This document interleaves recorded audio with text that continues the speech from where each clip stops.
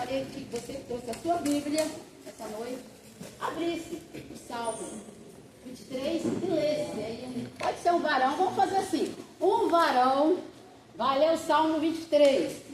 Uma varoa vai ler o Salmo 121.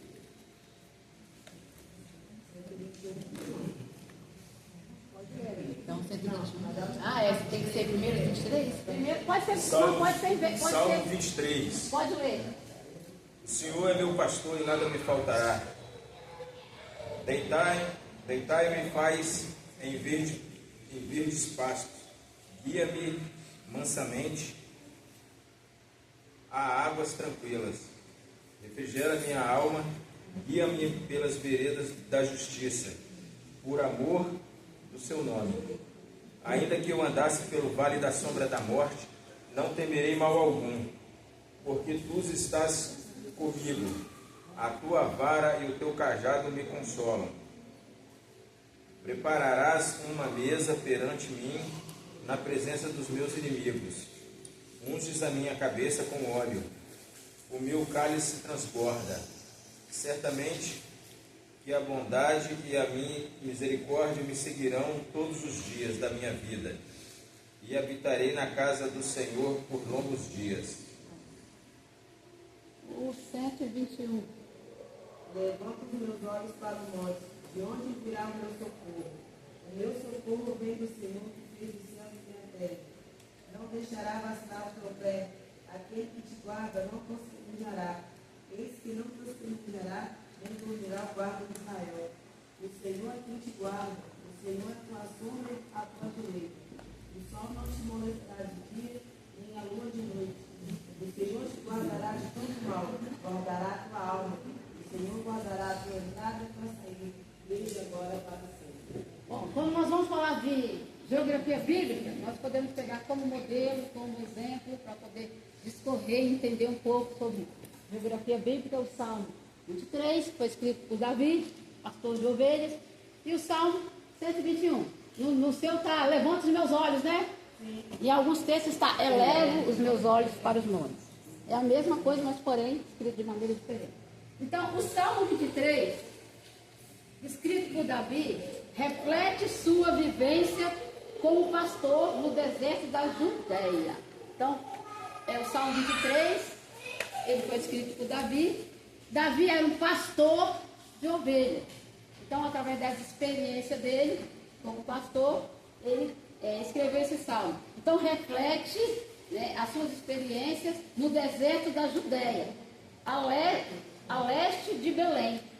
Então, ele escreveu esse salmo lá em Judéia, a leste de Belém. O texto descreve a jornada do rebanho dos pastos verdes na primavera, ao perigo do deserto. Então, quando ele fala, vai me guardar, vai me proteger, ele está falando do quê? Do que acontece com o rebanho, do perigo que o rebanho enfrenta no deserto.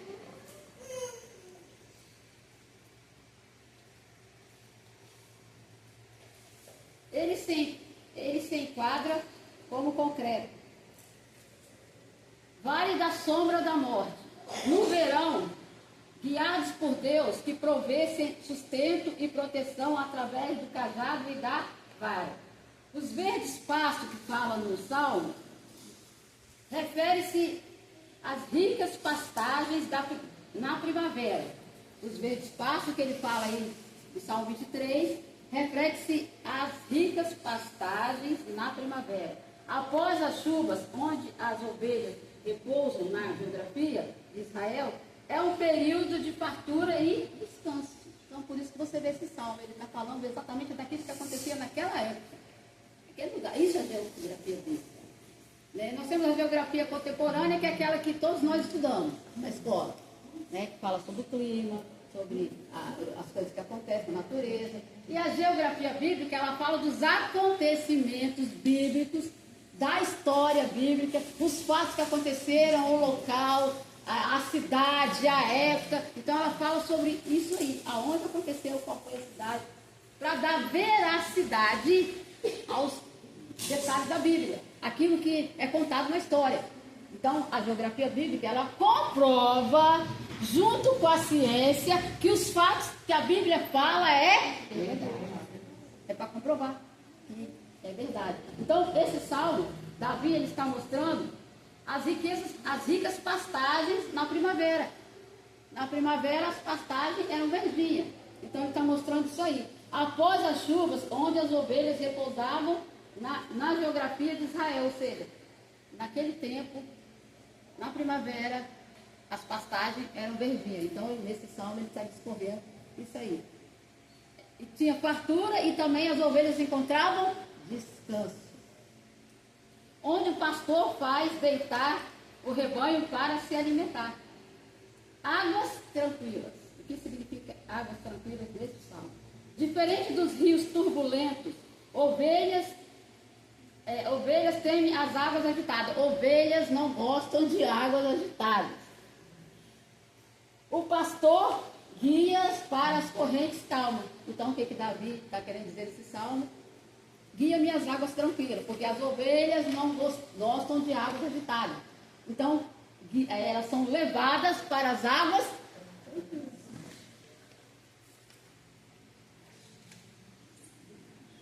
Águas tranquilas ou cisterna, mostrando cuidado com a paz e a hidratação da alma. Vale da sombra da morte, ainda que eu andasse pelo vale da sombra e da morte, não temerei mal algum. Vale da sombra da morte, uma referência clara aos iades, vales secos e profundos, ou os desfiladeiros pedregosos e escuros no deserto da Judéia. Representa momentos de medo, provações e perigos eminentes. Então, Davi, nesse salmo, Vale da Sombra da Morte, era uma referência clara ao lugar chamado Iades. Era um vale seco e profundo, ou desfiladeiro. Desfiladeiro, no deserto da Judéia. Lugar perigoso e escuro. Representa, na nossa vida, no dia de hoje, representa momentos de medo, provações e perigo. Como o pastor cuidava das ovelhas, o nosso pastor também cuida de nós. A vara e o cajado, a tua vara e o teu cajado me consolam. A vara e o cajado, instrumentos essenciais na geografia. A vara defendia dos predadores. O que Davi? A vara era para defender quando alguém vinha atacar o rebanho de Davi. Ele usava a vara para defender as ovelhas. Então, com a vara, ele defendia o rebanho dos predadores. Com o cajado, resgatava ovelhas presas em buracos e nas rochas. Então, com o cajado, ele resgatava aquelas ovelhas, porque ele tinha um gancho. E aí ele puxava as ovelhas quando elas estavam presas nas rochas ou em algum buraco. Ele levantava ela e puxava com aquele cajado. Simbolizando proteção e cuidado. Então, quando vem para a nossa vida, é a mesma coisa que Deus faz com a gente. Do mesmo jeito que Davi está falando no Salmo, discorrendo como por que a vara e o cajado, que ele fala da vara e do cajado, porque a vara é para poder defender dos predadores e o cajado é para resgatar aquela ovelha que cai no buraco, que está no meio de pedregulho, e ele pega aquele cajado e puxa ela. Qual a mensagem principal deste salmo? Salmo 23. Qual a mensagem principal desse salmo? A mensagem central é que a segurança da ovelha não está na ausência dos vales. Ou seja, vai passar pelo vale? Vai. Então, a mensagem central é que a segurança da ovelha não está na ausência dos vales, mas na presença do pastor que em qualquer lugar está com ela. Então, a ovelha estava ali, ela passava pelo vale? Sim, mas só que o pastor estava ali para proteger, para cuidar e para resgatar aquela ovelha que estava em perigo. Né? Então, ele estava ali para resgatar, proteger, resgatar a ovelha que estava em perigo. Então, esse Salmo 123 fala de quê? A geografia bíblica fala do local, né? Fala das condições do lugar deserto. E o Salmo 121 Também tem a mesa no deserto. Ainda o 23, mesa no deserto. No meio dos inimigos, predadores, escassez, seu preparo, a provisão é o oásis no deserto da vida. O que Davi está querendo dizer? Preparas uma mesa perante os meus inimigos. Aí o que ele está querendo dizer com isso? Prepara uma mesa perante a presença dos meus inimigos. No meio dos inimigos, os predadores, que são aqueles que estão ali querendo atacar a ovelha, acabar com a ovelha. Então, no meio dos predadores, no meio da escassez, Deus prepara provisão. Ou seja, Deus coloca para nós o quê? Oásis. Deus pega e coloca para nós o oásis. Oásis no deserto da nossa vida. Qual vida que não tem provação? Quem não passa por provação nessa vida? Só que nós temos nosso pastor, que nos guia, que nos guarda, e que no deserto da vida, ele entra sempre com a provisão. Então, o Salmo 23, é isso aí. Agora vamos para o Salmo 121. Que eleva os meus olhos para os montes, de onde me virá o socorro. Meu socorro vem do Senhor, que fez os céus e a terra. Ou levanto os meus olhos para os montes. O que significa eleva os meus olhos para os montes? Que montes são esses que o salmista está falando? Quando eles saíam para ir festejar, esse salmo é um salmo de louvor. Todos os salmos que você vê na Bíblia, o povo quando ia para cantar, para a guerra, eles cantavam por tudo. E aí, esse salmo é uma coletânea e fala de uma cultura judaica. A cultura judaica. Tem como central os escritos dos salmos com elementos culturais, que é geográfico, como montanhas, o linguístico, elementos comuns apropriado para a língua daquele povo. Quando a gente vai ler a Bíblia, você precisa saber aonde foi escrito, por que foi escrito e para quem foi escrito. Você precisa fazer uma pesquisa, né? Para poder a gente conseguir entender a mensagem, você tem que saber aonde foi, para que foi e por que foi escrito. Aí você começa ali tem que dar uma de detetive, irmão, né? Tem que investigar ali para você, aí você vai saber onde aconteceu os fatos, por que aconteceu, para que era aquela passagem ali, por que foi escrita. E aí você começa a abrir um leque. Nós tivemos um professor de geografia, quer dizer, só a Liliane que está lá embaixo, que fez 4 anos comigo. Aquele professor, você está doido. Que homem era aquele? É um baixinho. Ele estava lá, as meninas viram ele. Ele discursou no nosso coisa. Leonardo, o nome dele. Leonardo, o nome dele. Entendeu, né, Leonardo?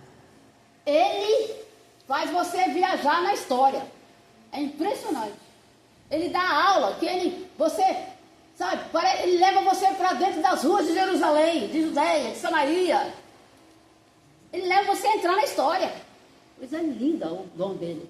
Sabe, ele vai falando assim, meu Deus do céu, que conhecimento, que sabedoria. Sabe, ele discorre esse assunto assim que você fica maravilhado.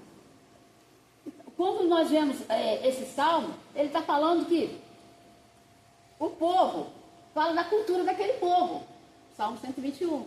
Fala da cultura do povo. E é uma coletânea. Então, fala sobre montanha, sobre vale. Eleva os meus olhos para os montes. De forma geográfica, o salmista fala dos montes de Jerusalém. Ele está falando, os montes que ele fala aí, eleva os meus olhos para os montes. São os montes de Jerusalém. Eram cânticos de peregrinação. Quando o povo ia para a guerra, para as festividades, eles iam cantando. Então eram cânticos de peregrinação cantados por aqueles que iam para a guerra, para as batalhas, para as festas. E eles iam para nesse salmo aqui, eles estavam indo em uma festa em Jerusalém. Salmo 121, eles estavam indo em uma festa em Jerusalém. O escritor estava contemplando as montanhas. Quando chegava em Jerusalém, ele viu que quando estava chegando em Jerusalém, ele viu aquelas montanhas suntuosas, enormes. Aí ele foi escrever esse salmo. Eleva meus olhos para os montes, de onde me virá o socorro. O meu socorro vem do Senhor, que fez o céu e a terra. Ele estava querendo dizer o quê? A montanha pode ser enorme. A montanha é suntuosa, a montanha é grande, ela parece que dá proteção, mas proteção verdadeira é só em Deus. É isso que ele queria dizer no Salmo 121. Era isso que ele estava querendo dizer no Salmo 121 e o que nós vemos no Salmo 123. Então, estudar geografia bíblica, ela é muito mais do que você buscar mapas. A geografia bíblica, ela visa dar consistência entre a interpretação, aquilo que você está lendo, de forma que você vai interpretar. Quando nós estávamos estudando uma matéria lá, teve um professor, ele foi hermenêutica, foi o professor de hermenêutica. Se eu está dando hermenêutica, não vou falar, pode perguntar, não. Até porque você vai saber, claro. Mas o professor de hermenêutica, ele dava medo na gente, não. Ele cobrava mesmo, tá? Cobrava com força. Fazia a gente dormir 1 ou 2 horas da manhã. A sua mãe falava, né? Dá vontade de puxar cabelo assim. Mas ele é bom. Ele é muito bom. Aprendemos muito com ele. E aí, não tem a passagem da viúva de Naim? Naim era o que, irmãos? Aí ele, na hora lá, ele falou assim, o viúvo morreu, Naim. Ele falou que o Naim era o viúvo.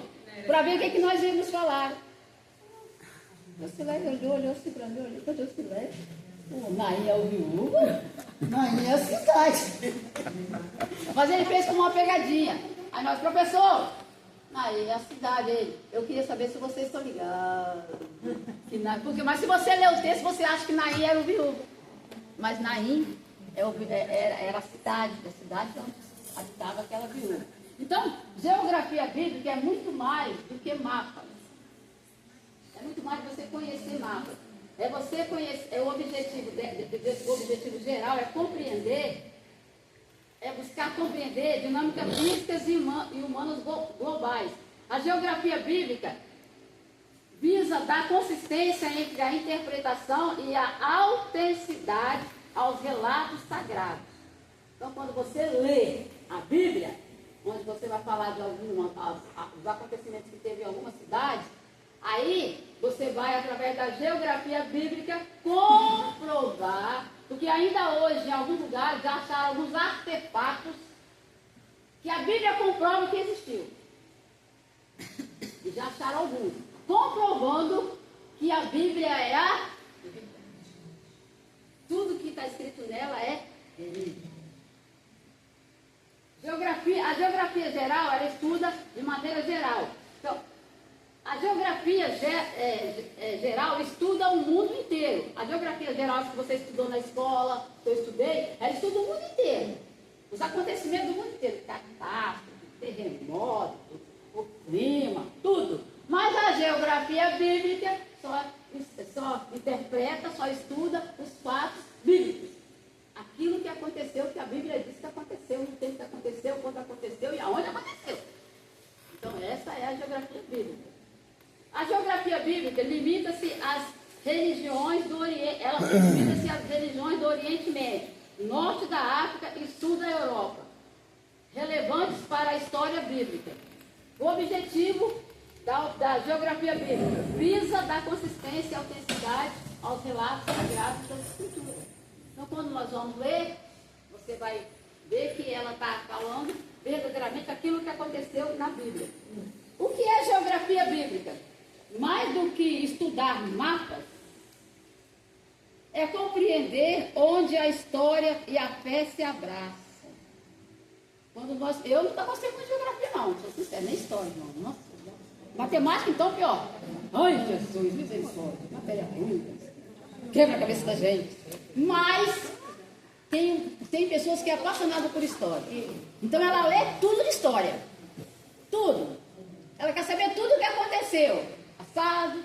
Ela quer saber, pode ser coisas da Bíblia ou seculares. E aí ela se torna uma pessoa muito intelectual, muito entendida. E é lindo isso. Você tem muito conhecimento, muita sabedoria. É muito lindo. É muito lindo. Você tem muito conhecimento. Sentar, porque aí se você sentar com uma pessoa simples, você vai agir com simplicidade. Mas se você sentar com um doutor, sábio, que não tem não sei quantas faculdades, você vai conversar com ele como alguém que também entende o que ele está falando. Então é lindo isso, é lindo. Então você pode estudar isso tudo. Então a geografia bíblica, ela é muito mais do que entender de mapas. É compreender onde a história e a fé se abraçam. É o cenário vivo onde Deus decidiu caminhar com o homem, fornecendo o plano do fundo natural para os milagres que temos. Então, quando nós vemos todos os milagres que a Bíblia diz que aconteceu, aí você vai lá para aquela região, Judéia, Samaria, né? Jesus falou que nós iríamos levar a palavra dele até os confins da terra. Então, quando você começa a ver as regiões, um dia desse eu estava questionando com o senhor, né? Virei e falei assim: Senhor, eu não estou entendendo nada. Você me dá método francês, eu nem francês falo. Não entendi nada. E depois eu olhei para meu Deus, a Europa ela é um país avivadíssimo. A Europa é um país muito avivado. Hoje é diferente. Eu cheguei lá, eu vi muita bruxaria, feitiço, vi uma senhora com um candelabro aqui desenhado na testa, olhou para mim assim, eu dei uma olhada para ela assim, ela olhou para mim, eu olhei para ela. Aí o Espírito Santo falou: sabe que ela está te olhando? Falei: por quê? Olha para ela de novo. Aí ele me mostrou um candelabro desenhado na testa. Sabe por que ela está te olhando? Porque ela identificou que você é servo de Deus. E o peso? O peso. Porque tem lugar que você entra, eu já fui, Bahia, o único lugar que eu fui foi Tabatã.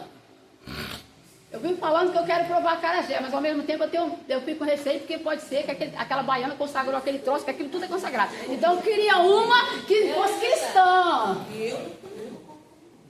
Porque aquelas baianas, elas consagram tudo. Mas quando tem lugar que você chega, irmãos, é horrível. O nível espiritual é pesadíssimo. Na Bahia, tem lugar que você chega, você sente como se fizesse assim, ó. São Paulo, Deus me livre, dia que eu fui lá. Dia que eu pisei naquele chão assim, eu cheguei a fazer assim. Aí Marquinhos, o que foi? Ai, que peso espiritual tem nesse lugar. Tem lugar que é assim. Rio de Janeiro, a mesma coisa. Você pisa, você já sente. Então, quando você vai estudar geografia bíblica, você vai procurar saber as regiões onde aqueles fatos aconteceram, onde os milagres de Jesus foram feitos. Você vai se aprofundar no conhecimento. Aí quando você for ministrar, for pregar, você vai trazer discorrido aquele assunto ali, ó. Mamão com açúcar, mel, mamão com mel, porque você vai estudar a geografia daquele lugar. Você vai ficar entendido, sabendo aonde foi, para quem foi e por que foi escrito aquele contexto, aquela história que aconteceu naquele lugar. Então, geografia é muito mais do que mapa. Nós vemos que Israel, ele é conhecido por vários nomes. A gente sabe que Israel é conhecido por vários nomes. Aí, nós temos aqui principais nomes da terra de Israel. Aí nós temos Canaã, que é o que nós mais conhecemos. Nós temos Canaã, a terra de Canaã, nome original referente à terra habitada pelos cananeus. Lá, os habitantes dessa terra eram os cananeus. Antes da chegada dos hebreus, frequentemente associado a fartura e promessa. Então, a terra de Canaã,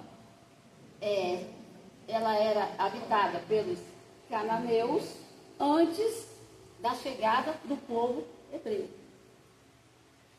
Frequentemente, Canaã é associada a fartura e promessa. Caminhando eu vou para Canaã. Quem não conhece esse louvor? Terra da promessa. A terra de Israel também é conhecida como terra da promessa. Designação. Baseada na promessa de Deus a Abraão e os seus descendentes. Gênesis 15, 18. Você vai encontrar esse texto aqui, terra prometida. Estendendo-se do rio do Egito ao rio Eufrates. Então, a terra prometida, você vai encontrar falando sobre ela em Gênesis 15, 18. Estendendo-se do Egito ao rio Eufrates. Outro nome que Israel também é conhecido é Terra de Israel. Nome adotado após a conquista das tribos israelitas, após 1200 a.C., designado a terra do povo de Deus. Aqui ela tornou-se uma terra designada ao povo de Deus, no ano de 1200 a.C. Terra de Israel. Também ela é chamada de terra de Judá. Terra de Judá, ou Judéia. Nome usado especificadamente para a região sul após a divisão do reino, tornando-se proeminente o Novo Testamento. Ela também é conhecida por Palestina. Palestina e Filisteia, termo que tem origem na região costeira, habitada pelos filisteus, expandindo posteriormente. Também é conhecida como Terra Santa. Designação cristã que reconhece o local como sagrado devido ao ministério de Jesus. O pacto da salvação, geografia física. Nós também vamos estudar, a nossa aula é a primeira, a segunda, nós vamos estudar o tópico 1, o tópico 2 e o tópico 3. Então o tópico 2 fala sobre o palco da salvação, geografia física. A focalização de Israel foi estrategicamente servindo como ponte para grandes impérios, Egito, Assíria e Babilônia. Então esses impérios, o Egito, a Assíria e a Babilônia, eles foram bem, assim, com a estratégia de Israel, eles ficaram bem localizados, servindo como ponte para eles. Se tornou como ponte para eles, na terra de Israel. O Egito, a Síria e a Babilônia.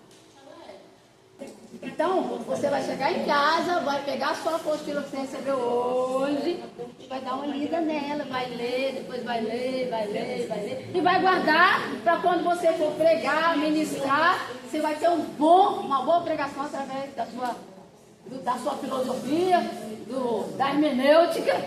Qual do pastor que foi? O pastor Médici deu qual? Pastor Médici. Bom, ele deu teologia sistemática. Da teologia sistemática, da geografia bíblica. Você vai depois pegar suas apostilas, vai estudar e quando você for ministrar, você vai ministrar através delas aí. Então nós vamos falar também um pouco hoje sobre o Jordão. O rio principal que divide a terra em duas partes. Então o Jordão, ele é um rio principal lá na terra de Israel. E ele divide a terra em duas partes. Vital para o transporte, a agricultura. Ele é vital para o transporte e a agricultura. Porque aquele povo lá, eles trabalham muito com o transporte e com a agricultura. Mar da Galileia, onde Jesus fez muitos milagres. Mar da Galileia e Mar Morto. Lagos, mares importantes que formam o eixo norte e sul da nação. Regiões do Novo Testamento. Galileia, norte do ministério. Galileia era uma terra situada em Israel, ficava no norte, e onde Jesus fez muitos milagres. Então ele era chamado de Galileu. Ele era chamado de Galileu. Por quê? Porque é da Galileia. Ele fez muitos milagres ali em Galileia. Norte do ministério de Jesus. Samaria, centro. Samaria já fica mais no centro ali. Israel. Samaria já fica mais no centro. Judéia fica no sul. Judéia já vai mais no sul. Judéia fica no sul, Jerusalém. E aí nós temos também a Pérea, que fica perto, ali fica perto, fica além do Jordão. Locais de destaque da história da salvação. Jerusalém. Aí nós temos locais de destaque onde aconteceu a história da salvação. E nós encontramos ali o primeiro tópico, Jerusalém. Centro espiritual e político. Jerusalém é um centro de grande comércio e também é um centro de muito poder.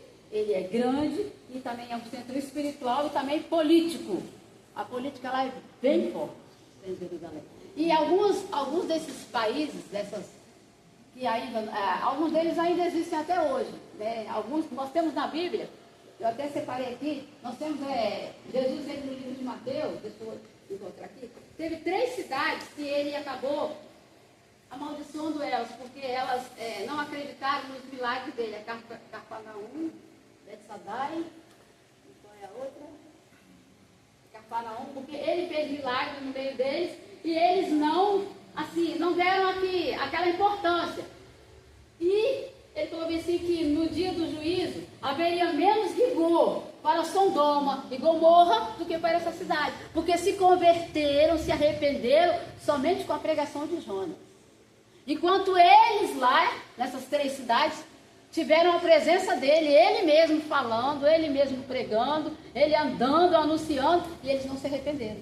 Então ele fala, no dia do juízo, para Sodoma e Gomorra, vai ter menos rigor, menos cobrança do que para vocês. Porque ele estava no meio, pregando, falando, e eles não deram ouvido aos anúncios daquilo que ele estava falando, não olharam para a mensagem da pregação dele. Então nós vemos que a geografia bíblica, ela vai abrir um leque. Ela vai abrir um leque, porque você vai se aprofundar na história, aí você vai ver os acontecimentos que aconteceu naquela região, aí você vai procurar destrinchar, saber que região é aquela, que povo era aquele, como que eles viviam naquela época, por que Jesus fez aquele milagre naquele lugar exatamente. E a geografia bíblica, ela vai te mostrar tudo isso. Ela vai destrinchar tudo isso para você. Por isso que na Bíblia, quando você vai encontrar, quando você vai ler, você vê vários textos falando dos acontecimentos em vários locais. Você vê ali que fala que Paulo estava indo perseguir os cristãos. E aí, quando ele estava chegando em Damasco, uma forte luz apareceu para ele, que é o cavalo. Aí você vai estudar a região de Damasco, para onde Paulo estava indo, por que ele estava perseguindo os cristãos. Né? Aí a geografia bíblica, ela vai fazer você abrir o leque na visão, e você vai, aí nós começamos a compreender os fatos que aconteceram lá, naquela época, naquele local, para aquela gente, para aquele povo. Como nós falamos do Salmo 23 e 121, que às vezes nós vamos ler o Salmo, tem vários outros, irmãos. Você vai achar vários salmos na Bíblia que é muito bom para discorrer sobre geografia bíblica. Você vai ver ali algumas coisas que você vai falar assim, por que você está falando isso? Ele está buscando algo lá naquela época que ele viveu, experiências daquele povo, a cultura deles, a maneira que eles procediam, a forma que eles viviam, para poder trazer para o salmo. Porque você vê que, isso é fato, porque quando nós vamos para parábolas, você vê que Jesus, ele contava nas parábolas aquilo que o povo estava acostumado a fazer diariamente. Então ele vinha com aquela parábola. O semeador saiu a semear. Por quê? Porque o povo vivia na agricultura. Né? Então eles eram semeadores. A maioria deles trabalhavam no campo. Sabe? Entendiam de semente. Entendiam de plantio. Então você vai ver que as parábolas de Jesus é voltada de acordo com aquilo que aquele povo vivia. Então, geografia bíblica também é assim. Você vai estudar, vai compreender os fatos reais que aconteceu ali. A história real que aconteceu ali. E aí, a arqueologia começa a estudar, a ciência começa a estudar e comprova, junto com a Bíblia, comprova os fatos reais que a Bíblia está falando a verdade. Aí encontra várias coisas que a Bíblia fala que existiam naquela época, naquele tempo. E que no dia de hoje, escavando lá, eles encontram algum artefato que a Bíblia fala que existiu, que a Bíblia fala que tinha. Então a geografia bíblica é muito mais do que você estudar mapas. É compreender a história de Deus com o homem na terra. É compreender os fatos que aconteceram, por que aconteceram, de que forma aconteceram, e como que aquela região era, e como que ela se encontra hoje, se ela existia ainda. Porque algumas hoje já nem existem mais. Algumas ainda existem, outras já não existem mais. Mas você, pela Bíblia, você vai se aprofundar lá e vai compreender o que aconteceu naquela época com aquele povo, de que forma que eles viviam. A geografia faz você entender a história real, como ela aconteceu naquele momento, naquele local.